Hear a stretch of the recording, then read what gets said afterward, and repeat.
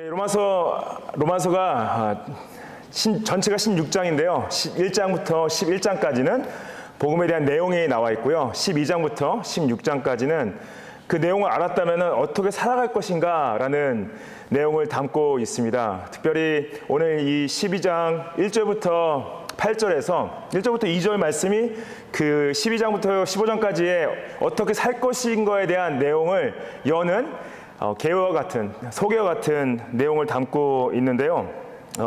하나님께서 우리를 그리스도의 은혜로, 그리스도의 죽음과 부활로 구원하셨습니다. 그분을 믿고 그분을 의지하고 우리의 구원이 우리의 행함이 있지 않고 우리의 어떠한 능력이 있지 않고 오직 예수 그리스도의 행함과 그분의 은혜 가운데 있는데, 정말 그분을 의지하고 그분의 은혜로 구원을 입은 자라면은 그 구원의 은혜로 말미암아 하나님께 순종하는 삶을 살아갈 수밖에 없다는 것을 사도 바울이 열고 있는데요.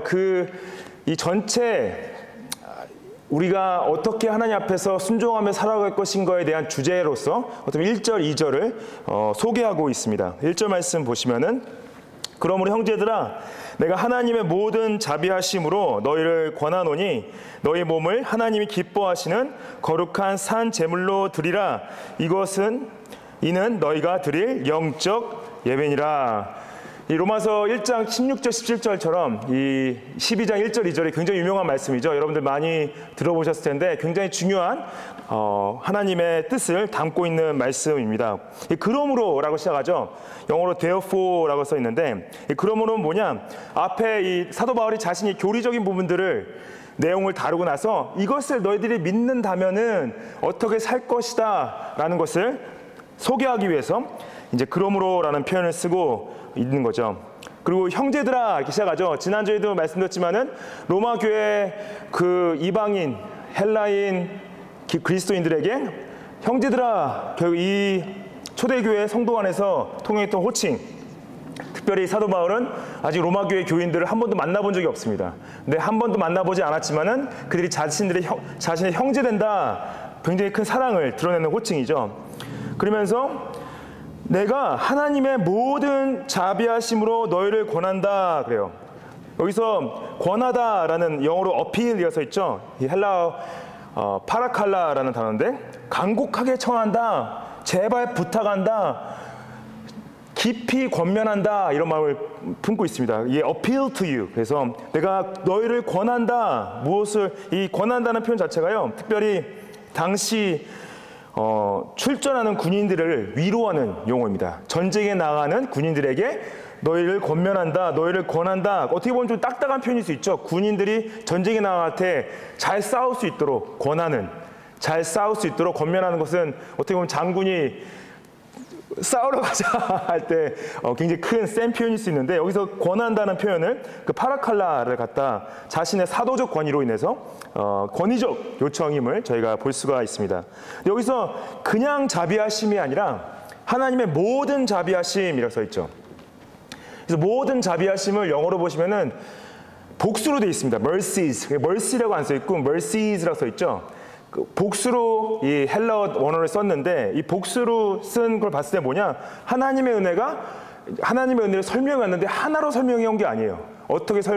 하나님의 은혜가 우리에게 어떻게 임했냐, 여러 긍휼로 임했다, 여러 자비하심으로. 특별히 하나님이 우리를 부르시고 택하시고 거듭나게 하시고 회개하게 하시고 믿게 하시고 의롭게 하시고 성화되게 하시고 영화롭게 하실 것을 약속하시면서 그리스도 안에서 주시는 성령 안에 그 많은 은혜들을 우리가 이미 경험했다면은, 그것을 받았다면은 모든 그 자비를 통하여서 너에게 강력하게 권한다.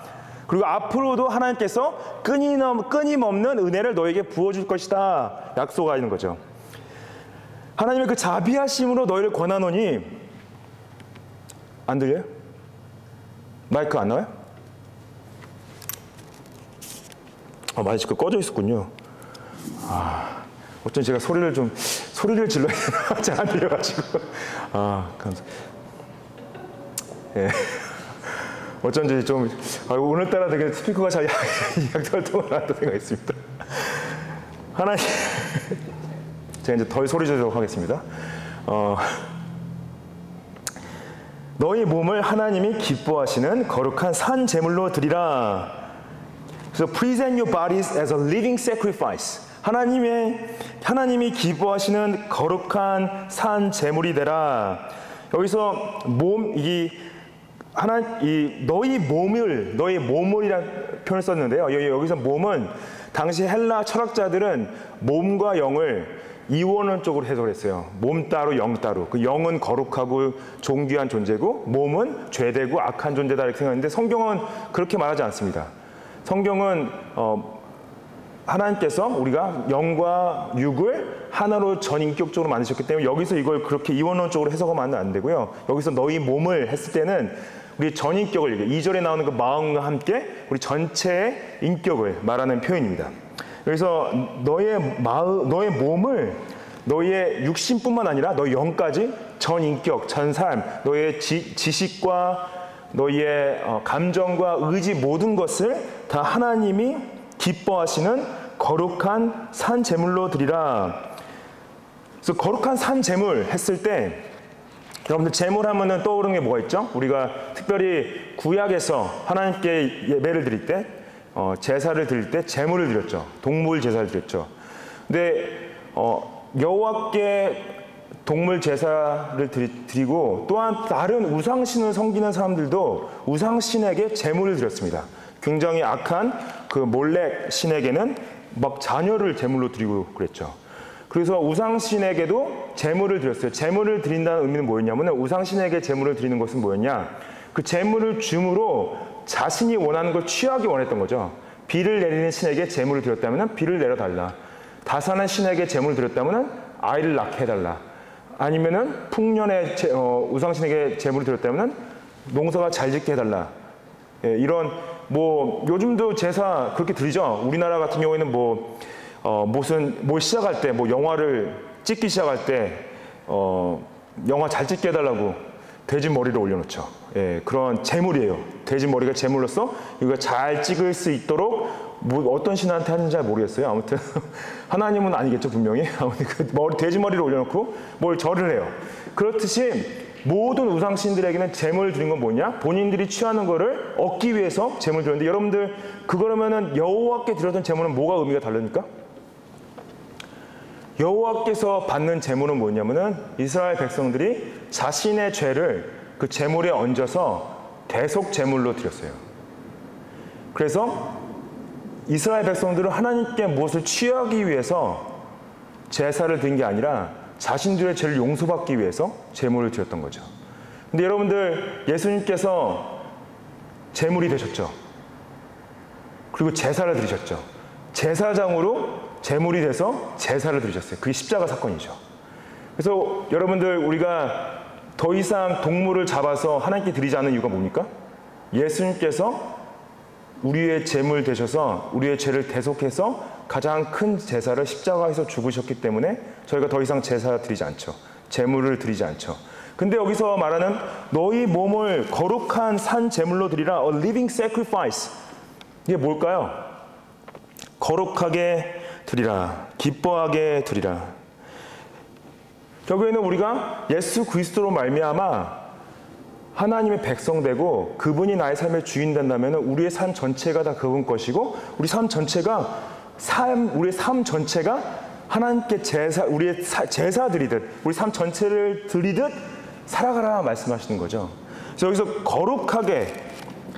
거룩한 산 제물, 그래서 거룩한 죽은 제물이 아니라 거룩한 산 제물 했을 때 첫 번째 생각할 거는 거룩하다는 거죠. 여러분들 특별히 이스라엘 백성들이 하나님께 제물을 드릴 때 제물을 흠없는, 그래서 깨끗하고 흠없는 제물을 드렸죠.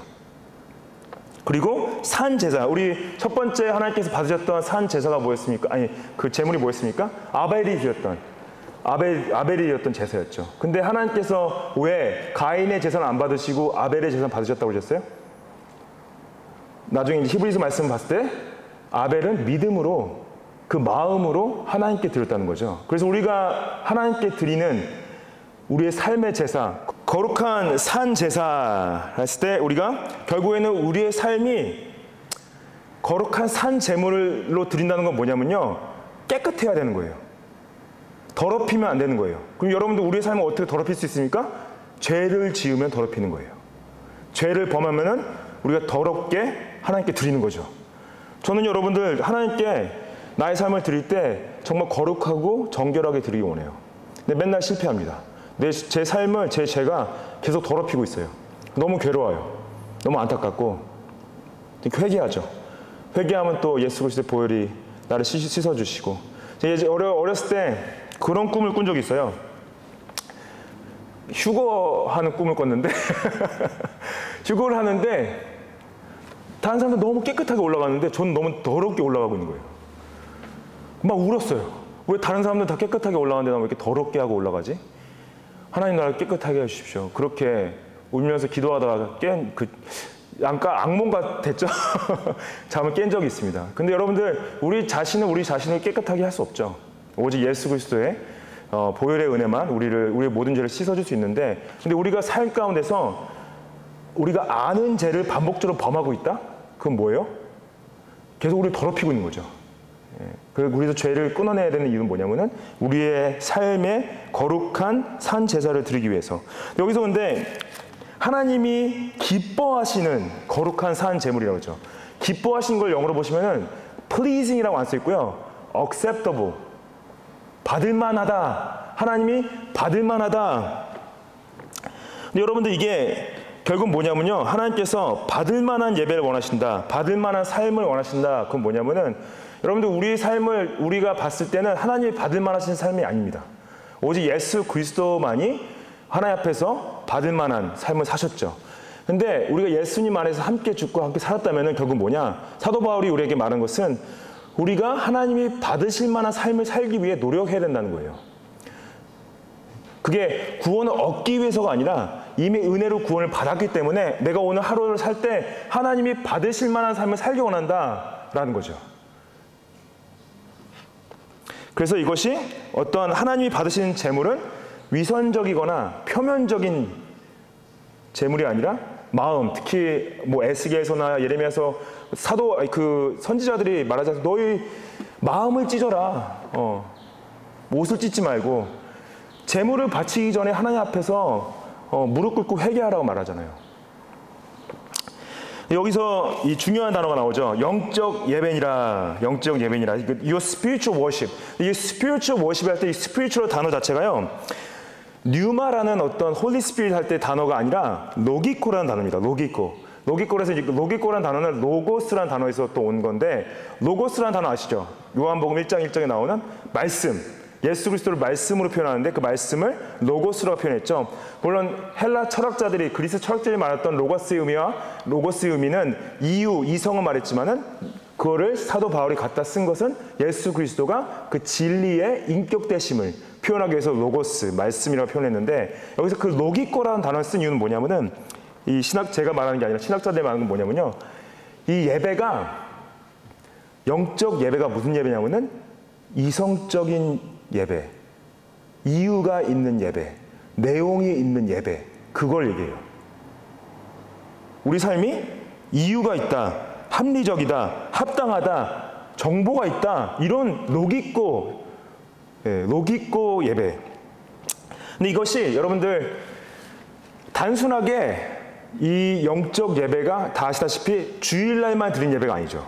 매일매일 예배를 드린다는 건 뭐예요? 매일매일 예배 드리는 건 뭐냐면은 24시간 여러분들 아침에 깨셔서 식사를 하는 것도 예배고, 직장에 나가서 일하시는 것도 예배고, 공부하시는 거, 학교 가서 공부하시는 것도 예배고, 그 다음에 사람들을 사랑하고 섬기는 것도 다 예배고. 그러면 언제 예배 안 드립니까? 그래서 항상 드리는 겁니다. 우리 삶의 모든 순간이 예배여야 되는 거예요. 아니, 좀 예배를 좀 쉬어야 되지 않을까요? 아닙니다. 예배는 쉬는 게, 여러분들이 하나님과 교제하고 계속 깨어서 하나님의 뜻을 구하면서 가족들과 생활하시고 나가서 친구분들과 사회생활 하는 모든 것들이 하나님께 드리는 거룩한 산 제사, 예배라는 것이다. 그 영적 예배라는 거죠. 근데 그게 로기코 할 때 또 중요한 건 뭐냐면은 그 안에 내용이 있어야 된다는 거예요. 그냥 합당하고 이유 있고 이성적이라는 걸 끝나는 것이 아니라 우리 이유는 뭐예요? 복음이 우리의 이유라는 거죠. 복음의 내용이 있어야 된다. 그래서 더 나아가서 우리가 공적 예배를 영적으로 드리는 건 뭐냐면은, 공적 예배를 영적 로기코로 드리는 건 뭐냐면은 그 안에 복음이 담겨져 있어야 된다. 예수님이 없고 죄사함의 선포가 없고 영생의 약속을 선포되지 않는 예배는 더 이상 예배가 아니다. 예수 그리스도의 말씀이 선포되어질 때 그것이 로기코 월십이다 하는 거죠. 여러분들, 우리가 모든 것은 하나님의 영광을 위해서 합니다. 우리가 일하는 것, 공부하는 것, 먹는 것, 입는 것, 보는 것, 듣는 것, 모든 것이 예배라는 거죠. 그래서 우리가 아무거나 볼 수도 없고, 아무거나 들을 수도 없고, 아무거나 말할 수도 없고, 아무거나 결정해서 행할 수가 없는 거예요.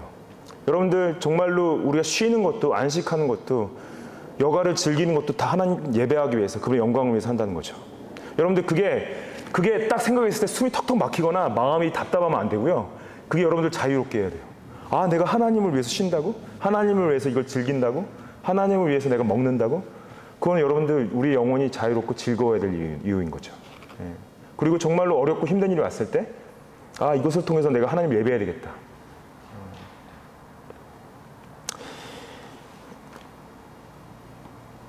그래서 우리가 중요하게 생각하는 예배는 이유가 있는 예배다. 합당한 예배다. 제가 제 자신한테 가장 좀 실망하고 힘들고 괴로울 때가 언제냐면, 제가 굉장히 비이성적으로 말하고 행동할 때나 비인격적으로 말하고 행동할 때 제 자신한테 너무 실망스럽고 너무 화가 나요. 아, 좀 이렇게 왜 그런 순간이 왔을 때 좀 예수님처럼 말하고 싶다. 예수님처럼 행동하고 싶다.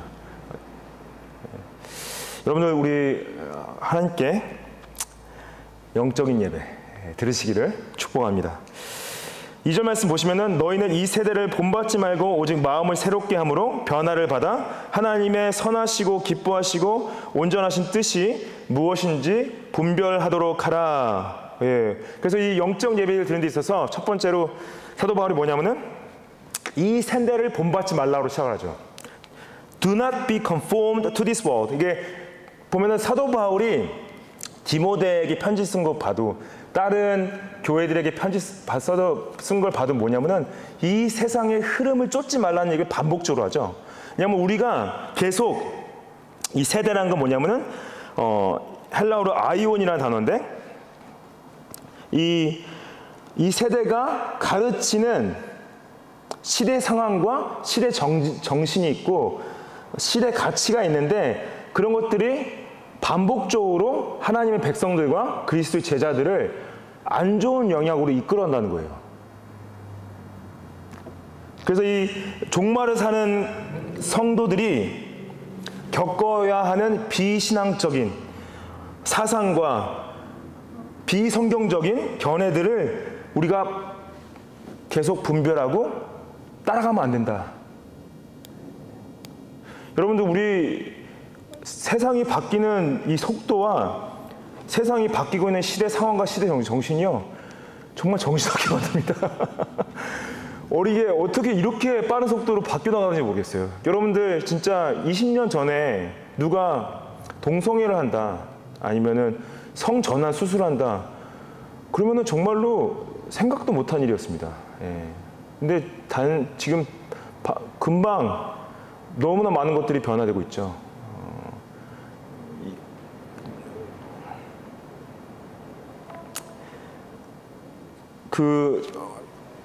어제 도장로님 말씀해 주셨는데 보니까 제가 들어가서 확인은 잘 못했는데, 성당 주교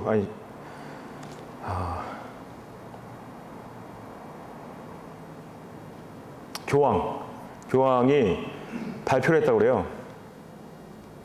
동성애 관계를 축복해줘도 괜찮다, 사제들이. 예. 그렇다고 동성애 결혼식을 해주는 건 아니지만은 동성애 결혼을 축복해주는 건 괜찮다. 그들도 하나님의 자녀이다, 이런 얘기를 했대요. 그래서 제가 그 말씀을 들으면서 이게 도대체 무슨 말이지? 결혼식은 안 해주는데 동성애 그 관계는 축복을 해준다. 뭐 앞뒤가 안 맞는 말이죠. 예.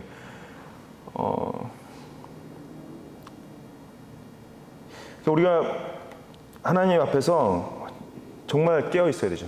예.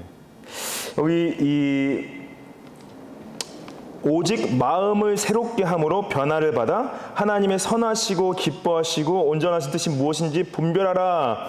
마음을 새롭게 한다. 그래서 마음, 아까도 말씀드린 1절에 그 몸을 얘기했죠. 너의 몸을 하나님이 기뻐하시는 산 제사로 드릴 때 그 몸이 전 인격을 말했듯이 여기서 말하는 마음도 똑같이 우리의 전 인격을 나타내는 누스라는 단어입니다. 그래서 우리 마음 가운데는 우리의 지식과 감정과 의지의 모든 걸 담고 있는 그 의자, 마음, 그걸 새롭게 하라. 새롭게 하는데 여러분들 마음을 어떻게 새롭게 할 수 있냐? 바로 마음을 새롭게 하는 방법이 뭐냐면은 하나님의 선하시고 기뻐하시고 온전한 뜻이 무엇인지 아는 게 우리의 마음을 새롭게 하는 거예요. 하나님의 선하시고 기뻐하시고 온전하시되, 선하시다는 건 뭐냐? 선하시다는 것은 모든 사람들에게 적용되는 하나님의 세상을 다스리는 윤리적인 기준, 도덕적인 기준, 특별히 십계명을 통해서 드러낸 기준이 있죠. 또 말씀을 통해 드러낸 하나님의 기준이 있죠. 기뻐하신다. 여기서 기뻐하는 걸 보면은 또 아까 1절과 마찬가지로 pleasing이라 써있지 않고 acceptable, 하나님께 받아들여질만 하다, acceptable. 그리고 또 온전하신 뜻이 뭡니까? 온전하신 걸 영어로 보면 perfect, 하나님의 완벽하신 뜻, 하나님의 윤리적으로 완전한 그 속성을 말하는 거죠. 그래서 하나님의 선하시고 기뻐하시고 온전하신 뜻을 여러분들 어떻게 할 수 있어요? 어떻게 할 수 있습니까? 말씀을 통해서만 알 수 있죠. 말씀이 없이는 하나님의 선하시고 기뻐하시고 완벽하신 뜻을, 하나님의 좋고 받아들여질만 하고 완전하신 그 뜻을 알 수가 없죠. 그래서 말씀을 읽고 또 읽고 반복적으로 우리가 하나님의 말씀을 찾아야 되는 거죠. 그래서 우리가 여러분들 하루를 일어나서 내가 내 마음을 새롭게 해야지, 우리가 마음을 새롭게 하는 것은 우리의 마음을 비우는 게 아닙니다. 그거는 동양 철학이죠. 동방 종교죠. 동방 종교죠. 그러니까 동양 종교죠. 그 동양 종교의 명상은 뭐예요? 생각을 비우는 거죠. 여러분들, 우리의 생각을 비우는 것이 저희의 생각을 새롭게 하는 것이 아닙니다. 저희의 생각, 저희 마음을 새롭게 하는 유일한 방법은 하나님의 말씀을 채우는 거예요. 하나님의 말씀을 채우는 것밖에 없습니다. 우리는 생각을 비우는 사람들이 아니라 생각을 하나님의 말씀을 채우는 사람들이다. 제가 가장 부러워하는 목사님들이 누구시냐면은 그냥 치기만 하면은 성경 말씀이 줄줄줄줄 흘러나오시는 분들이 계세요. 어떻게 그렇게 다 외우시는지 모르겠어요. 저는 돌아서면은 암기했던 거 다 잊어버리는데, 그래서 정말로 진짜 막 딱 치면은 거기 뭐 갈라디아서 1장 20절에 그 말씀이 있지 뭐 그런 식으로 막 거기 어디 그걸 어떻게 다 외우고 계세요. 말씀을 완전히 막 통째로 씹어 삼킨 것처럼 말씀을 다 외우고 계신 분들이 제일 부러워하는 분들이죠. 저는 안타깝게도 지난주 설교한 것도 바로 잊어버린 경우가 있습니다. 하나님이 좀 저를 축복해 주셔서 말씀을 참 다 암기했으면 좋겠어요. 여러분, 말씀으로 우리 생각을 채워야 됩니다. 그리고 나 이거 들었는데 또 듣는다, 이거 나 이미 아는 것이다 생각하시는 거는 진짜 영적으로 교만한 겁니다. 뭘 저희가 다 알아요? 하나님의 말씀을 다 안다고요? 그것처럼 교만한 생각이 없죠.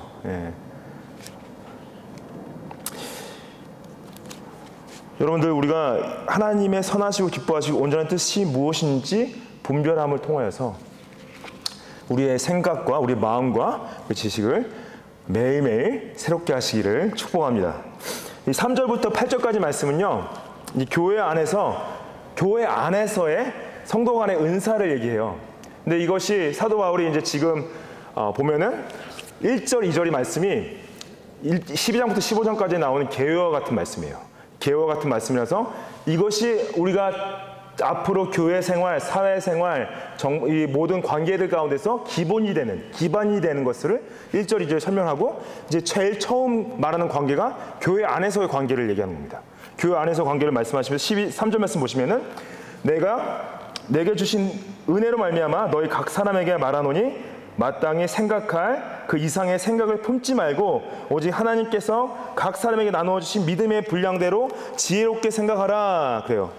여기서 내게 주신 은혜, 여기 내게 주신 은혜 특별히 사도 바울이 자신에게 하나님께서 예수 그리스도가 사도직을 주셨죠. 그 사도직의 권위로 내가 너희한테 말한다.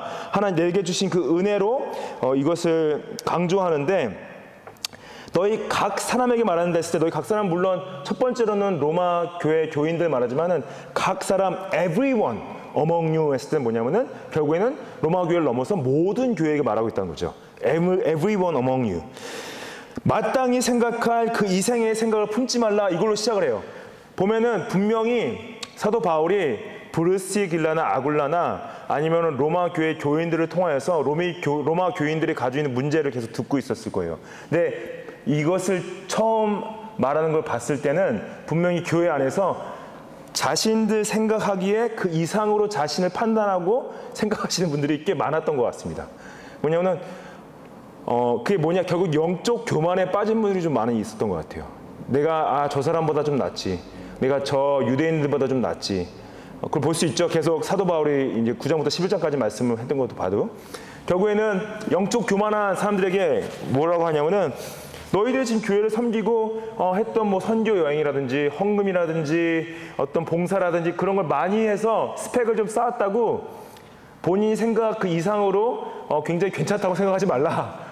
그 얘기를 하는 거죠. 여기서 오직 하나님께서 각 사람에게 나누어 주신 믿음의 분량대로 지혜롭게 생각하라 이렇게 말하는데, 여기서 믿음의 분량 했을 때 이 믿음의 분량, 믿음의 양이 있다고 얘기했을 때는요, 여기서 이 믿음은 여러분 우리를 의롭게 하신 예수님을 믿는 그 믿음, 칭의의 믿음을 말하는 것이 아닙니다. 여기서 말하는 믿음의 분량은 뭐냐면은 나중에 나오는 은사적인 믿음의 분량을 얘기해요. 예를 들어서 뭐 어떤 분한테는 정말로 교회에서 무거운 물건을 많이 나눌 수 있는 힘을 주셨다. 아니면 어떤 분에게는 다른 사람들과 많이 나눌 수 있는 물질을 더 많이 주셨다. 어떤 분에게는 어떤 사람을 가르칠 수 있는 더 많은 지식을 주셨다. 그런 믿음의 분량을 얘기할 때는 각자가 받는 은사의 분량이 다르다는 거예요. 이걸 우리가 정확히 언제 알 수 있냐면은 예수님이 달란트 비유를 하셨을 때, 1달란트, 2달란트, 5달란트는 뭐냐면은 하나님께서 우리가 교회를 섬기기 위해서 주신 은사가 다 다르다는 거예요. 다 다르고 받은 모양도 다르고 받은 양도 다르다. 마치 우리가 다 다르게 생긴 것처럼 하나님께서 주신 은사가 다 다르다는 거죠. 믿음의 분량이 다 다른데, 그래서 하나님께서요 더 많이 주신 분들한테는 더 많은 걸 요구하시고 적게 주신 분들한테는 적은 만큼 요구를 하시는 거예요.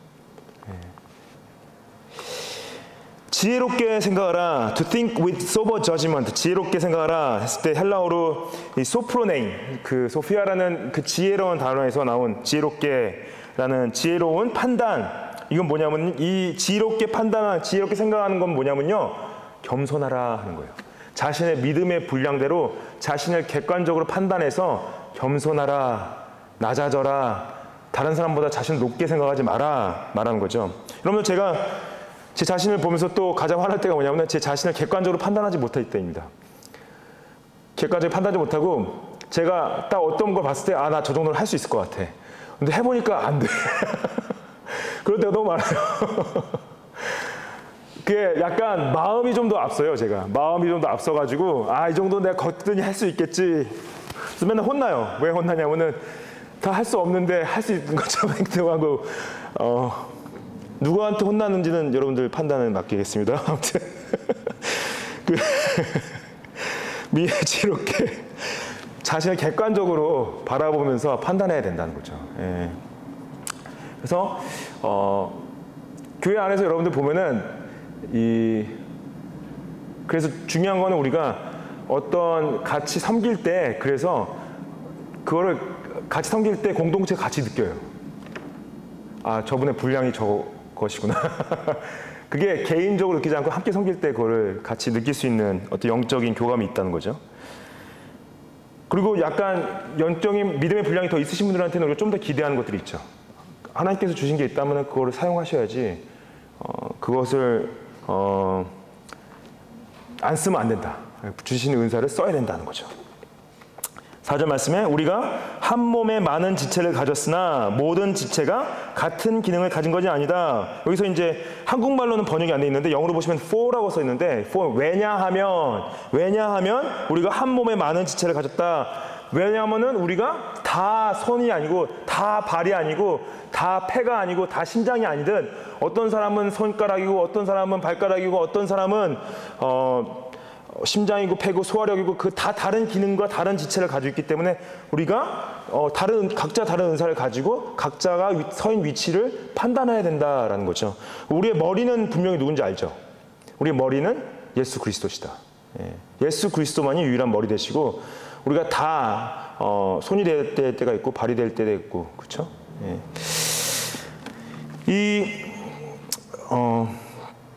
5절 말씀에 이와 같이 우리 많은 사람이 그리스도 안에서 한 몸이 되어 서로 지체가 되었다. 그래서 우리가 하나로 묶으신 거는 뭐냐? 물론 여기서 많은 사람이 그리스도 안에서 한 몸이 됐다 했을 때 첫 번째로는 하나님 안에서 믿음 안에 그리스도 중심으로 형성된 우주적인 교회, 무형교회를 얘기합니다. 예수를 믿는 모든 사람들이 한 교회예요. 네 교회, 내 교회가 아니죠. 예수님을 믿는 모든 사람들이 한 교회예요. 그래서 여러분들이 세상 어디든 여행을 하실 때 아무 지역교회에 들어가셔서 그 교회 안에서 그 아무도 모르는 사람들과 같이 예배드릴 수 있는 건 뭐냐? 그리스도 안에서 한 몸이기 때문에 전혀 모르는 사람들 한 곳을 같이 예배를 드릴 수가 있는 거죠. 근데 동시에 우리가 이거를 유형교회, 보이는 교회, 매번 서부교회, 선샤인 장로교회처럼 모여서 한 몸이 된 것도 이해를 하셔야 됩니다. 우주적인 교회 또한 하나님께서 지역교회로서 에베소 교회, 로마 교회 이렇게 모으셨듯이 매번 서부교회로 우리를 한 몸으로 묶으신 거예요. 매번 서부교회가 안에서 각자가 하나님께서 주신 은사대로 그 분량대로 섬기지 않는다면 교회가 앞으로 나아갈 수가 없습니다. 그리고 여기서 그리스도인의 신앙은요 혼자 할 수가 없어요. 개인적인 신앙이란 거는 성경적인 신앙이 아닙니다. 공동체적인 신앙이 성경적인 신앙이에요. 그래서 우리가 나와서 섬기지 않고 집에 앉아서 그냥 유튜브로 스트리밍만 교회 예배를 드리고 있다. 그거를 왜 저희가 반대해요? 왜냐하면 나와서 함께 섬기는 것을 하지 않는 것이 성경적이지 않기 때문인 거예요. 물론 몸이 아프시고 어쩔 수 없는 일이 있어서 예배를 못 나오시기 때문에 그분들이 예배 드리기 위해서 저희가 스트리밍을 하는 거죠. 그런데 그렇다고 1년 내내 교회를 한 번도 안 나온다? 그분들 여러분들 믿음이 제대로 성장할 수 있을까요? 그렇게는 하나님께서 잘하게 하시지 않는다는 거예요. 그렇게 하는 그냥 교회 나와서 함께 예배하고 서로를 섬기지 않는다면 함께 성장하지 않는다면 그것이 진정한 하나님 기뻐하신 신앙으로 자랄 수 없기 때문에 우리가 힘들고 어렵고 괴롭고 지쳐도 교회 나오라고 하는 이유가 뭐예요? 공동체 안에서 우리 신앙을 함께 섬김으로 키워가기 위해서 희생을 가르치고 낮아짐을 가르치고 겸손을 가르치고 아이들이 자라가는 것을 함께 봐오고 또한 도움이 필요한 분들을 함께 섬기고 이런 것들이 계속 반복적으로 성경이 말하는 겁니다. 여러분들 혼자 신앙은 할 수가 없습니다. 그거는 성경이 말하는 신앙이 아니라는 거죠. 6절부터 이제 8절까지의 은사에 대한 부분이 나오는데 6절 보시면은 우리에게 주신 은혜대로 받은 은사가 각각 다르니 그래서 은사는 은혜대로 받는다는 건 뭐냐면요. 우리가 원하는 만큼 받는 게 아니에요. 하나님이 주시는 만큼 받는 거예요. 물론 우리가 구할 수도 있죠. 하나님 나한테 더 많은 은사를 주십시오. 구하는 것이 잘못된 건 아닙니다. 하나님의 은혜로 나한테 더 많은 은사를 주십시오. 근데 여러분들 받은 만큼 그 받은 거에 대한 책임을 지시고 섬기셔야 될 부분이 있어요. 여러분들이 생각하는 것보다 여러분들 많은 걸 받으셨어요. 자신이 생각한 것보다 훨씬 많은 것들 받으셨습니다. 근데 그걸 쓰지 않는다? 그러면 은혜로 받을 이유가 없는 거죠. 근데 각각 다르다. 각각 다르다는 것은 그 전절에 말한 것처럼 다른 모양으로 섬겨야 된다는 거죠. 첫 번째로 나오는 것이 예언의 은사인데 예언, 특별히 여기서 말하는 예언은 뭐냐면은 하나님께서 주신 특별한 계시, 특별 계시를 말합니다. 예언자들에게 주셨던, 사도들에게 주셨던, 초대교회의 선생들에게 주셨던 특별한 계시. 특별한 계시. 그래서 이것이 단순하게 미래의 일을 말하는 것뿐만 아니라 위로와 권면과 판단과 교훈 등을 포함하고 있는 거죠. 근데 이러한 예언을 이 예언에 대한 해석이 각 교단마다 좀 달라요. 제가 전에도 여러 번 말씀드린 적 있지만 개역 교단에서는 예언의 은사는 멈췄다고 생각합니다. 특별 계시에 대한 은사는. 왜 그렇게 얘기를 하냐면은 이때 성경이 쓰여질 때는 정경화가 끝난 상태가 아니었죠. 나중에 66권이 교회가 하나님의 말씀이라고 정하고 말씀이 다 이제 정경화가 끝났을 때는 계시록 마지막 장에 하나님께서 여기 이 말씀에 더하거나 빼는 자는 저주를 받을 걸 말씀하셨기 때문에 더 이상 특별 계시를 더하고 뺀다? 그러면 계시록 22장 말씀을 거스르는 거기 때문에 저희가 더 이상 예언의 계시, 특별 계시에 대한 은사는 없다고 말하는 이유가 그것 때문에 그래요.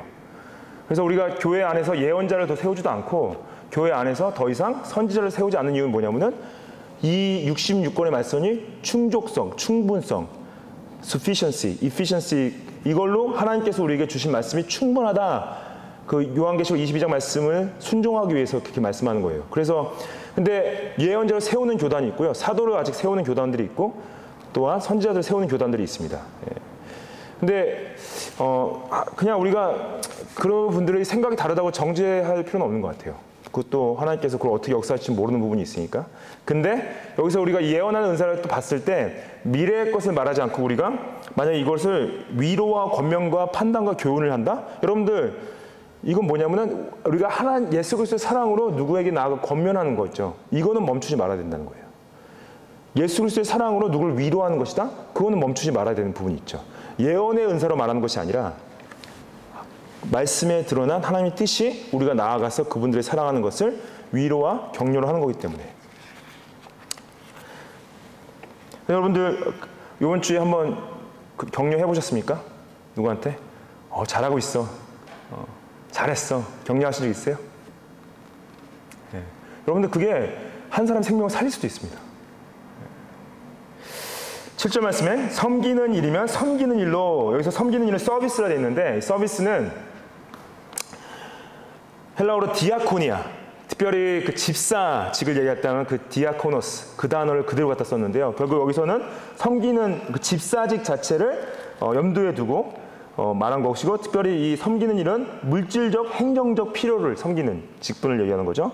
그다음에 가르치는 자면 가르치는 일로, 그래서 teaching, 이 캐리그마라는 단어 자체는, 가르치다는 이 표현 캐리그마는요, 특별히 사도가 권위적으로 설교한다는 표현보다는 어떤 선생님들이 말씀을 설명해주고 가르치는 그 행위를 말하는 거죠.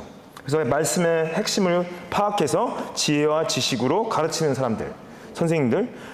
8절 말씀에 위로하는 자면 위로하는 일로, 그래서 영어로 보시면 exhortation이라고 써 있는데, exhortation은 이제 아까도 말씀드린 권면하고 위로하는 거예요. 권면하고 위로하는 은사가 있다는 거죠. 그래서 교회 생활하는데 진짜 이것이 필요합니다. 여러분들, 우리가 서로를 칭찬하고 권면하고 위로하는 걸 멈추지 말아 주십시오. 교회 주일날 여러분들 가서 식사하실 때요, 식사 당번하신 분들한테 가셔가지고 칭찬해 주세요. 성경 진짜 오늘 너무 맛있다.